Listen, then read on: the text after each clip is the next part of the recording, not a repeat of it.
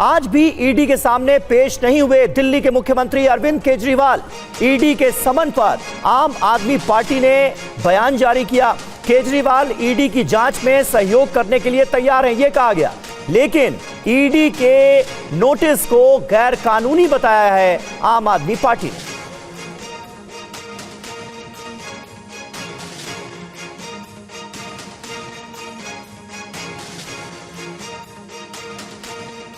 लोकसभा चुनाव से पहले दिल्ली में शराब घोटाला बड़ा मुद्दा बना हुआ है। आज भी मामले पर सीएम अरविंद केजरीवाल ईडी के सामने पेश नहीं हुए। समन पर आम आदमी पार्टी ने बयान जारी करते हुए कहा कि ईडी का समन गैर कानूनी है। लोकसभा चुनाव से पहले केजरीवाल को गिरफ्तार करना चाहते हैं। आम आदमी पार्टी के बयान में ये भी कहा गया कि केजरीवाल ने ईडी को जवाब भेज दिया है। केजरीवाल ईडी की जाँच में सहयोग करने के लिए तैयार है, लेकिन ईडी का नोटिस लीगल नहीं है। आपके कन्वीनर अरविंद केजरीवाल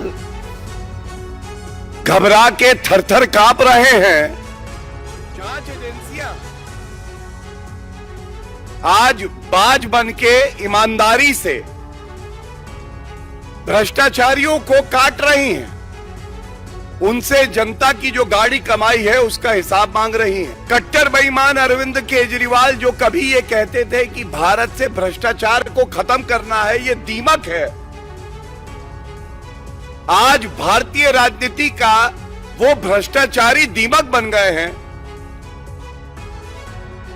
ईडी के समन पर दिल्ली के मंत्री सौरभ भारद्वाज का भी बयान सामने आया है। केजरीवाल को गिरफ्तार कराना चाहती है बीजेपी। केजरीवाल न गवाह है न ही आरोपी, ये भी कहना सौरभ भारद्वाज का। समन की टाइमिंग पर भी सवाल उठते हैं। लोकसभा चुनाव से पहले ही कार्रवाई क्यों? सौरभ जी, ये कैसा सहयोग है कि एक तरफ कह रहे सहयोग भी देंगे, दूसरी तरफ जाते नहीं, ईडी बुलाती रहती है? देखिए, ये बात बिल्कुल साफ है कि अरविंद केजरीवाल जी को गिरफ्तार करना ही इकलौता मकसद है। 1.5 साल हो गया इस इन्वेस्टिगेशन को।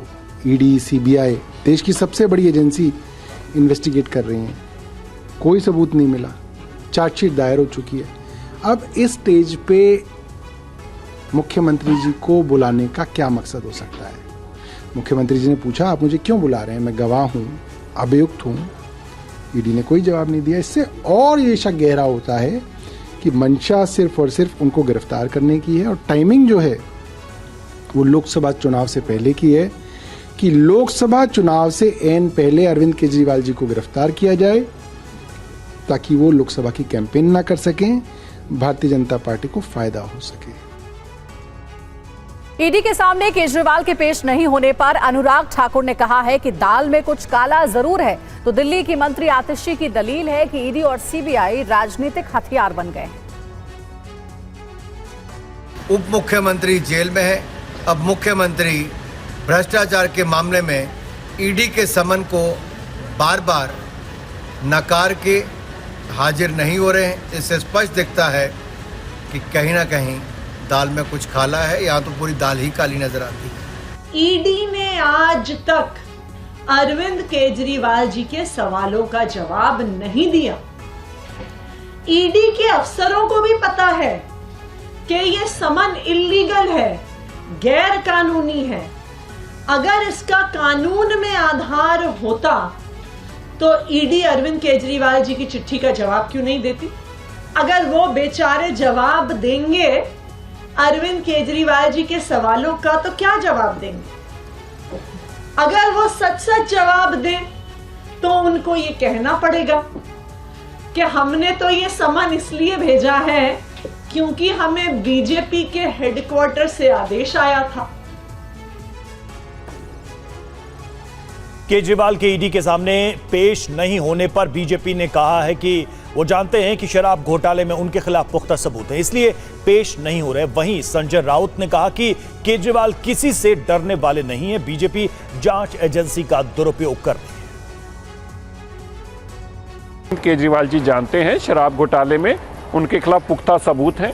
350 करोड़ की ट्रेल मनी की ट्रेल है, उनके खिलाफ एविडेंस है, और एविडेंस किसी और का नहीं, उनके परम मित्र जिनके जन्मदिन का और एनिवर्सरी का वो केक काटने जाया करते थे, ऐसे अरोड़ा जी का उनके खिलाफ सरकारी गवाह बनना, सारा सबूत देना।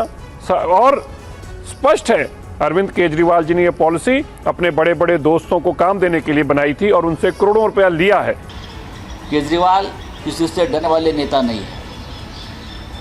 लेकिन आप गलत करेंगे, हाँ, आप मिसयूज़ करेंगे एजेंसी का और नेताओं को ईडी के दरबार में और दफ्तर में बुलाकर अरेस्ट करेंगे तो हम विरोध करेंगे।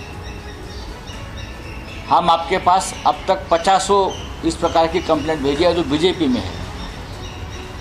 आप उनको क्यों नहीं बुलाते? उनको तो आप कैबिनेट मंत्री बना दिया सबको, महाराष्ट्र में और देश में।